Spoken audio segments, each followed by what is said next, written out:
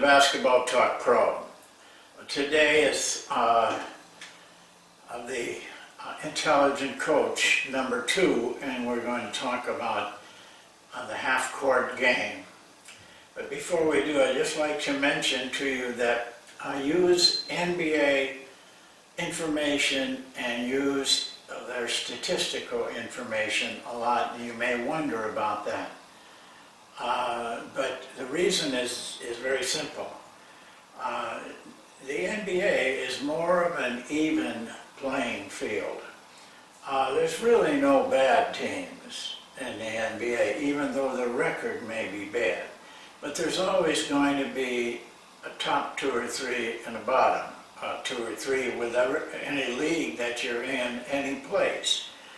But overall, it's very, very even. The playing field is, everybody's got the same payroll restrictions. They all fly in charter planes. They all stay in 5-star hotels. They all get the treatment. You pull your bus up to the hotel, and there's a line of a little tunnel of people wanting autographs. You walk in, and they got your ticket, your keys are right there with your name on them. You pick them up. You don't even touch your luggage. You just go up to your room, make yourself comfortable, and they bring up the bags for you. You haven't touched your bag since you took it out of the car. But there's other things too, like statistics, which we use a lot. There's the people that do statistics in the NBA are really trained, competent people. It isn't true in even college or high school. You're working with a different kind of budget. Those people that do stats up there, they come in with briefcases and in suits, and they're really ready. They're like attorneys, and they're consistent. The guy doing the offensive rebounds and the defensive rebounds has probably been doing it for 20 to 25 years, all in the NBA. So things are evener. That's why we do it, and plus they're more accessible. It's easier to get them. So I think it's a good place to look for our information. Well, today we're going to talk about a big part of our game. That's the half-court game. Basically, the game is played pretty much in the half-court. A high percentage of the entire game is played in the half-court, because you get the ball in various ways, but mostly in 4 ways. After a made basket, after a made free throw, a turnover, or an out of bounds. All 4 of those situations result in a half-court offense. And so it's where the game is really played, offensively and defensively. Statistically, we have found that a setup in a half-court, all teams average 55 times a game. That's 55 times a game they set up in the half-court. And the defense is set up in the half-court. So the number of times that you're in it makes it very important to offensive and defensive play, because it's what you're going to do the most. Now, not a lot of people pay attention to that, but you should pay attention to it, because it has a dramatic effect on the game. Well, those 55 times, I want to be a little bit more specific on those times and talk a little bit more about them. But I'd like to show you exactly statistically the results of those 55 times, because I want you to understand the half-court game. Part of this 50 videos that we're going to put on over the next 3-4 months is to get you deeper into the game. And so I want to show you some things that you probably, if you haven't heard our basketball talk before, you probably haven't heard of what I'm about to tell you. So I'd like to go to my yellow board and show you what happens. Okay, let's take a look now, very careful look at what happens in that half-court game, both offensively and defensively. We said in the NBA at least, the average times that you come down and set up in a half court is 55 times. Could be more, could be less, depending on the game. But we're talking about an average here through hundreds of games. That's what we've been able to prove. Of those 55 times, they run a play on average 54.3 times in a game. In other words, 54 to 55 plays in those 55 times they set up. Out of those 54.3 plays that they run, 32 of them result in a field goal attempt. In other words, they get a shot. But only 32 of the 54 times do they get a shot, whether they make it or not. But this is the number of shots they generally get out of this. So that means that there's 22.3 times they don't get an attempt. It could be anything. Could be a turnover. Could be a ball out of bounds. It could be just a good defense, and they aren't able to get the shot that they want. If they don't get a shot, they'll still have time left, so they're still going to play. They're just not going to run back down the floor. But 22 times they don't. Out of those 54 times that they run a play, they don't even get a shot.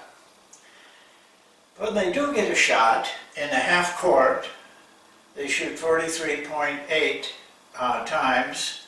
The field goal percentage is, 43.8 field goal percentage is their field goal percentage. Not a real good percentage. It's hard. It's hard when to get these shots unless you're really good at what you're doing. Here's the bottom line. They score, on average, 26.6 points per game in that 55 times. It's not very good. But it's true. And a lot of, I don't think 10% of the NBA players and coaches would believe this to be true. They'd have all kinds of different scenarios.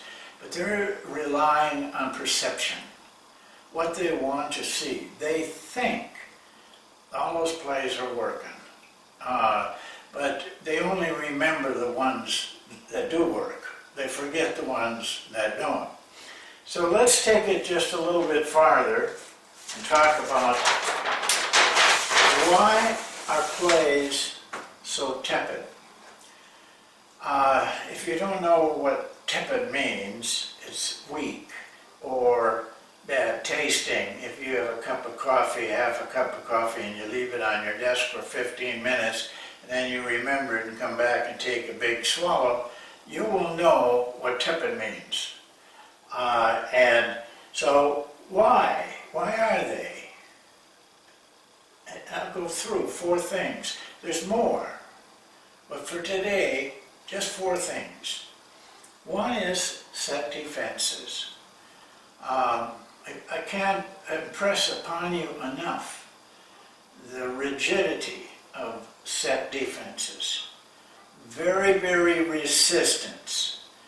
And there's some reasons for that, but most of it is that they're ready.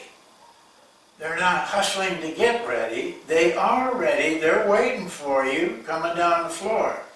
There's 4 ways out of the 7. There's 7 ways you can get the ball on offense. One of them doesn't really count. It's a jump ball. There isn't enough of them. So that gets it down to 6. So 4 of those ways are after a made field goal, after a made free throw, a turnover, and ball out of bounds. Every one of them result in taking the ball out of bounds, defense gets set, and there you go. That's why it's tough. It's tough to score. Don't underestimate this. In fact, I started because it should be on your mind all the time. You are playing against a set defense, or you are a set defense. And that's how you should be preparing your players in both offense and defense. Another reason is sameness. I don't care what league you go to, NBA, high school, college, the conference or the area tend to run the same plays. An awful lot of it. I've been at every level, and I've seen it in every level. Most of the time, almost all the teams are running the same stuff. So, you're playing defense against those plays because you're running them yourself, and you know what those plays can do and what they can't. It gives the defense a great advantage. And not only are they set, but they're playing against the plays that they practice and run themselves. So that also makes a difference. This makes another big difference, predictability. Plays are meant to be predictable. They want their offense to know what everybody else is doing. Because now the passer knows where the cutter's coming from, what the options that cutter has, they can look where they want to find the man or the play or the cut. It makes it a lot easier. Coaches like it because they like it for 2 reasons. One, it is a way of controlling some type of team play. And secondly, they like it because it makes them look good. Wow, that guy's got some really nice plays. They raise up a notch with their peers. But still, they're predictable. They know what they're doing. Unfortunately, so does the defense. The defense scouts, they watch films, and they're running the same plays anyway.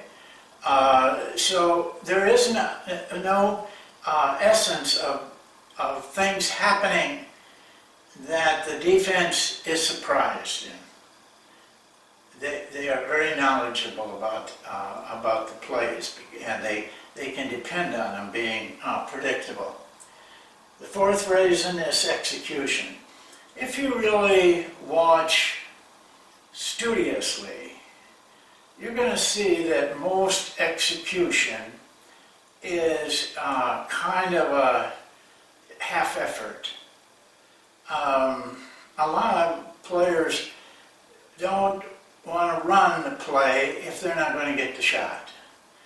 But an awful lot of them have this feeling, this isn't going to work anyway. We'll run, these cuts and that cuts, and we'll get the ball and we'll play. They don't have that type of preciseness that a play needs to break down these things. Timing, shot selection, all those meaningful things to an offense, they've kind of half-stepped it through there. And a lot of the coaches let them do it. It's surprising to me. But there's always some that aren't like that. You know, the triangle was different. Jerry Sloan's motto offense was different. The guy at San Antonio, Popovich, is different. But they're just a minority.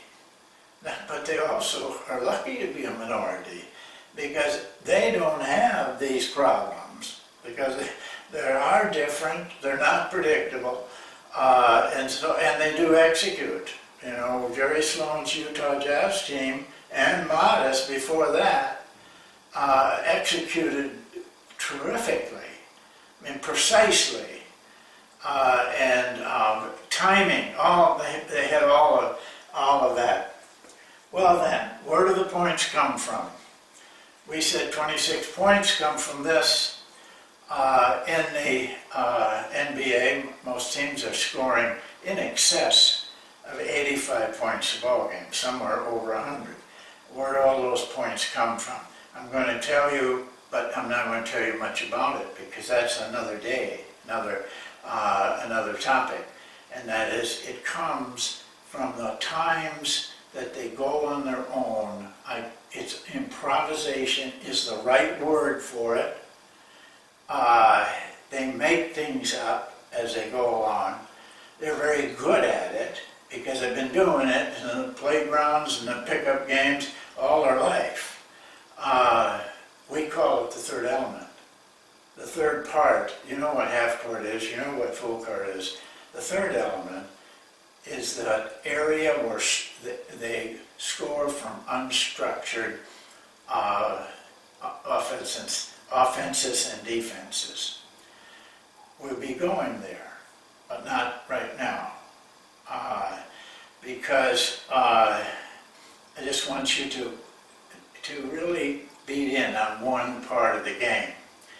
Now, I don't want you to leave with you thinking, well, their plays are no good. That is not true. And the other thing I want to encourage you is that you go beyond whatever the sameness and predictability of everybody else and run really good plays that break down the resistance, that provide some type of unpredictability and is different from what everybody else is doing.